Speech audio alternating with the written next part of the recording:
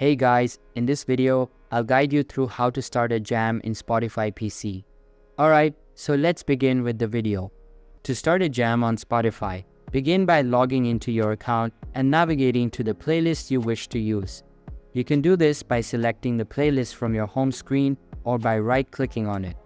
Both actions will bring up a similar menu. Once you are on the playlist page, look for the option to start a jam. This feature, however, is only available to users with a Spotify Premium subscription. If you don't have a premium account, you won't see the option to start a jam.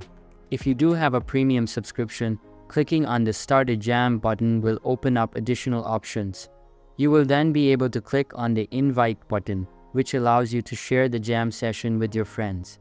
You can either generate a QR code or tap the Share Link option to send the invitation through a preferred messaging platform. This straightforward process enables you to create a shared listening experience, making it easy to enjoy music together, no matter where everyone is located. So that's basically how to start a jam in Spotify PC.